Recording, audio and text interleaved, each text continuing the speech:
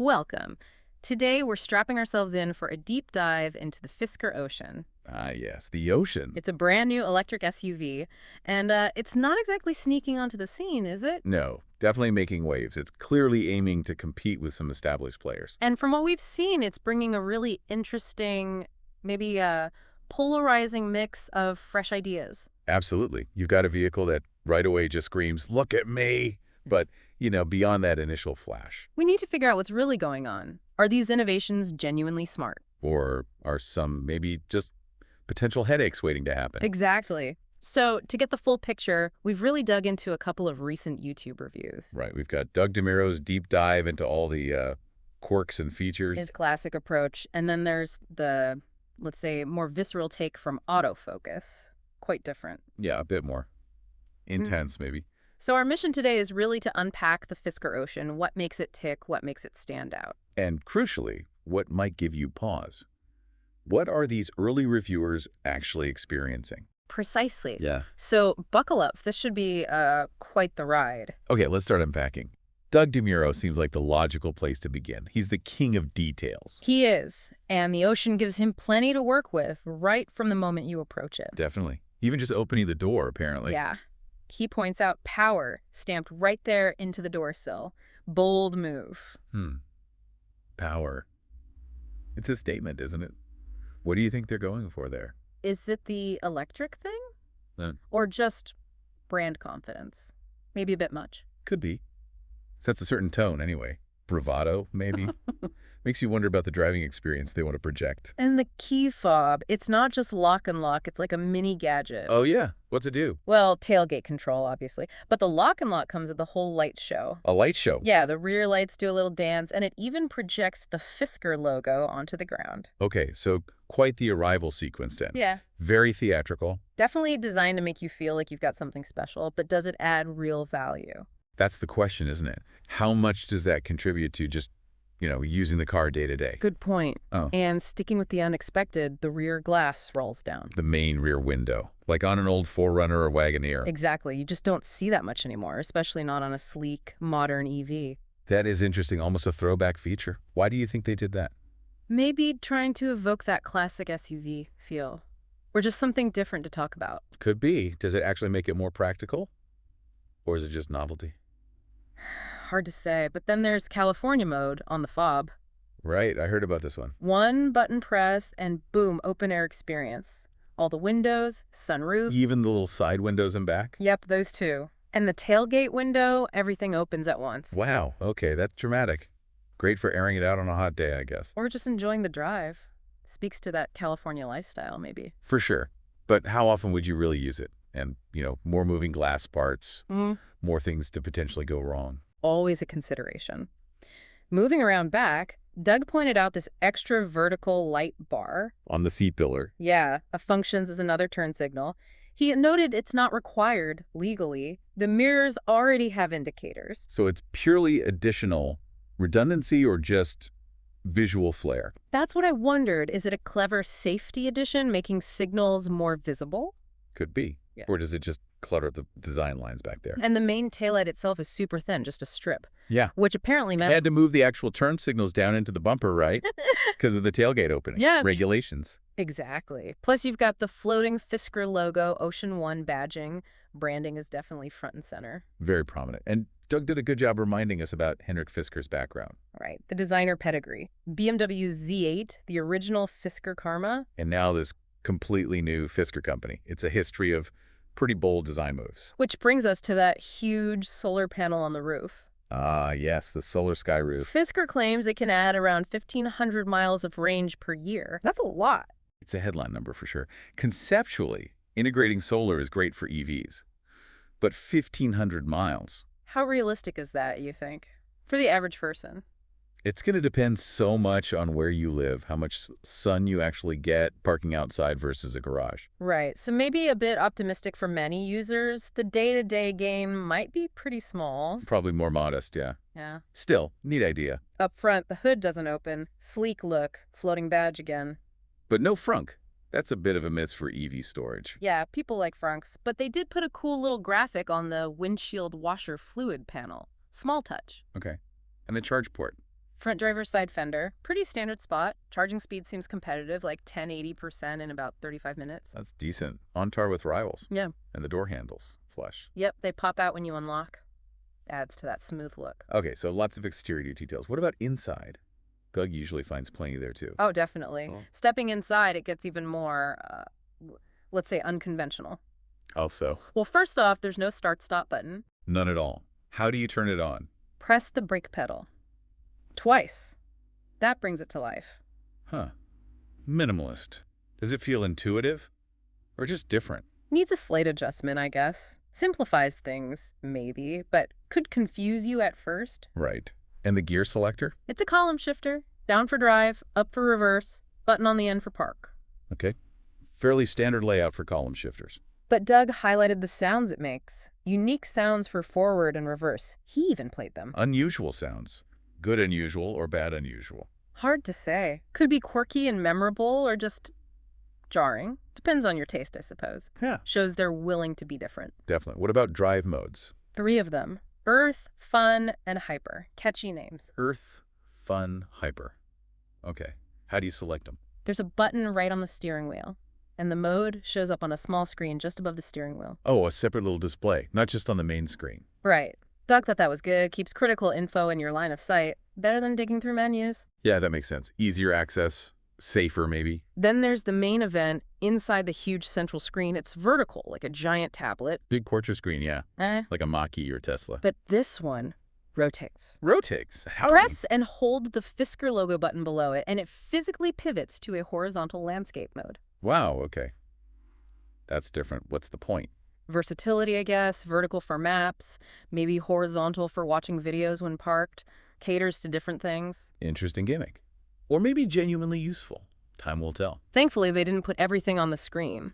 Climate controls? Physical buttons, please say yes. Yes. Dedicated physical buttons for temperature and fan speed, plus a separate little climate readout below the main screen. Doug loved that. Smart move. Yeah. That physical versus digital control debate. It's ongoing, but having buttons for basics is just easier while driving. Totally agree. It's a good hybrid approach. Now get this. Boost mode. Launch control, basically. Yeah. But it comes with a lifetime limit. A limit on using a feature you paid for. Yep. 500 uses. And it shows you the countdown right there on the screen. 500. That's incredibly specific. And kind of weird. Why limit it? Protecting components. Maybe. But it feels restrictive. What happens when you hit 0? Does it just stop working? Seems odd. Very odd. Raises questions about long-term ownership for sure. What else is quirky? Adjusting the climate vent direction. Also on the screen. Okay, that seems unnecessarily complicated for aiming air. Right. And the steering wheel adjustment up-down, in-out that's also mainly through an on-screen menu, activated by a little wheel on the steering wheel. So layers upon layers just to adjust the steering wheel. Pretty much. Seems like a trend. Maybe too much digitization for simple things. Could be. Is it really better than a simple lever? Debatable. On the plus side, there's a welcome message from Henrik Fisker himself on the screen. Personal touch, I guess. Okay. And practical stuff. Charging pads. 2 wireless charging pads. Definitely a plus. And a fold-out tray table from the center console. A tree table. Like on an airplane. Sort of. Folds out towards the driver, maybe for a laptop or eating. There might be one for the passenger, too. Interesting. Practical touches alongside the flashy stuff. But here's a big one. No traditional glove box. No glove box at all. Where do you put your stuff? Manual registration? There's storage under the front seats, apparently. And some compartments behind the center screen and below the console. Rethinking storage.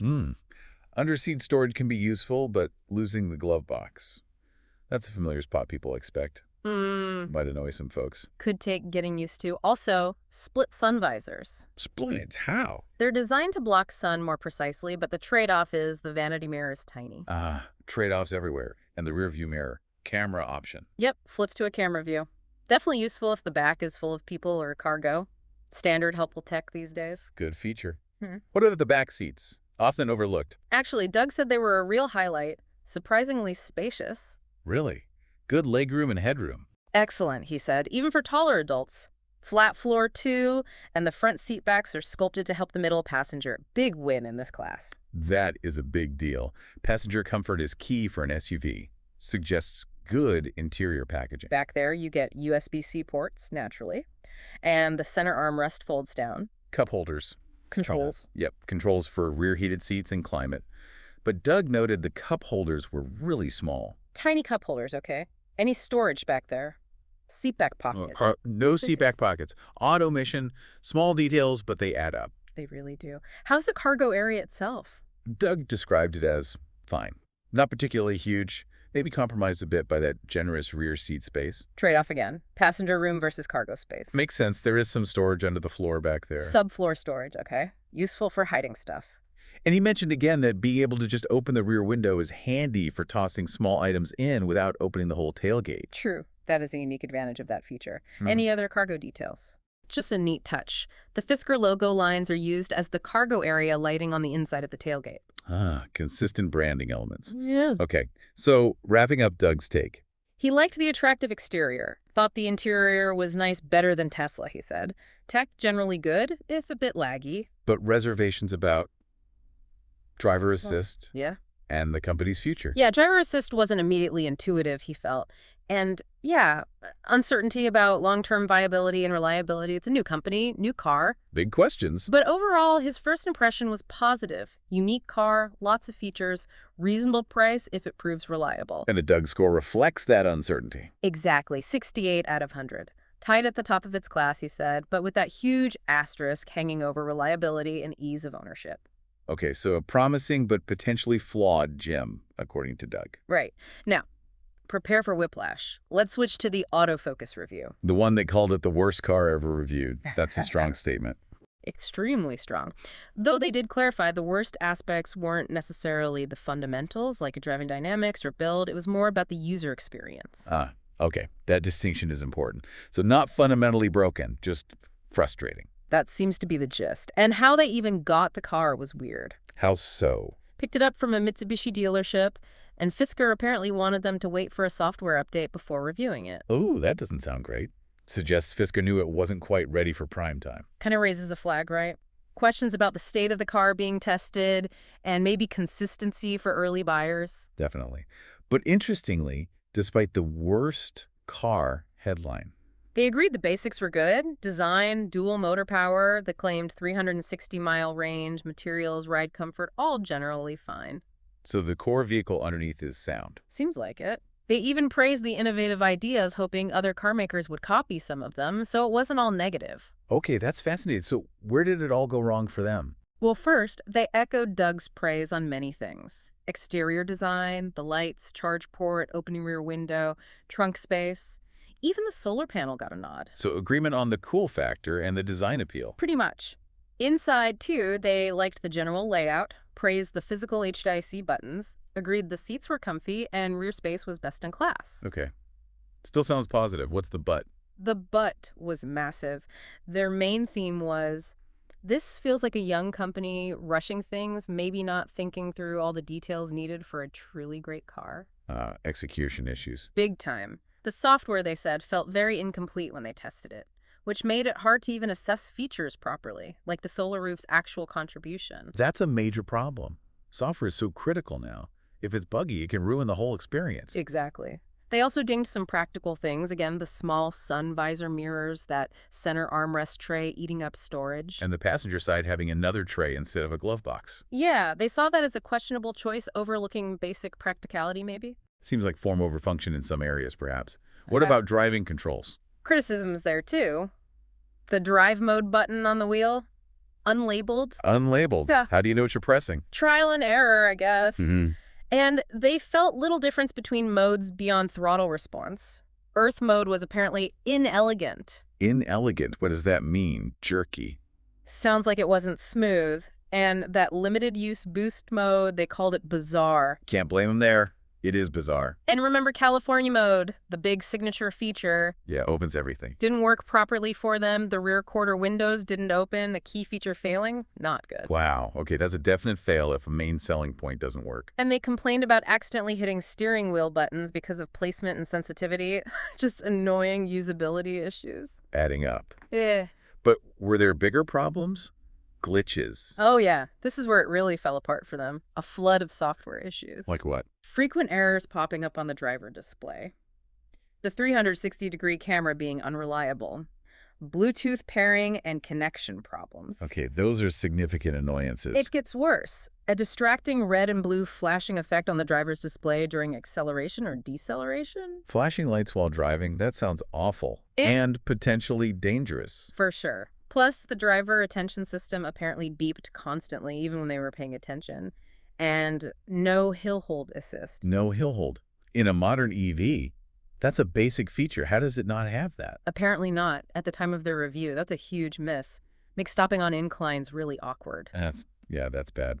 Anything else? The key fob proximity sensor was unresponsive, unlocking was inconsistent, and the California mode button on their fob didn't work either. So the key itself was buggy too. Wow. Yeah, the overall impression was just a car that was incredibly buggy and frankly not enjoyable to drive because of all these constant annoyances. It paints a really different picture from Doug's review. It sounds like a beta product almost. That's kind of the feeling, yeah.